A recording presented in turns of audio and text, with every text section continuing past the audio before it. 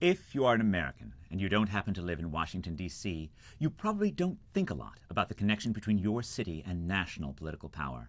The shape of your city is the result, largely, of the private sector, and modest local government, maybe with a few dollars of aid from elsewhere.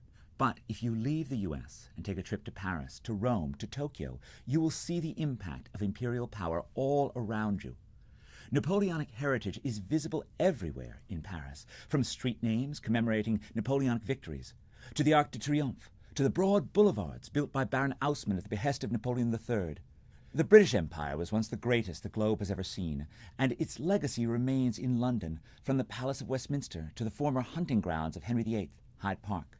In the developing world, power shapes urban growth even more completely. Beijing is incomprehensible except as the capital of a mighty state. Delhi's upward trajectory owes much to the favor and autonomy it has received as India's capital region. Buenos Aires, Mexico City, Cairo, all of these great world cities are above all political. So, if you are an American, this section will hopefully help you to understand the unusually non-political nature of large U.S. cities, which reflect decisions made by both the nation and by states to locate political capitals away from large population centers. This section may also help you to understand the positive and negative consequences of the U.S. and Canadian and Australian and Brazilian separation of population and power. If you are not an American and you live in a large city that happens also to be a political capital, then this section will hopefully help you to understand how your city fits into the long tradition of imperial cities.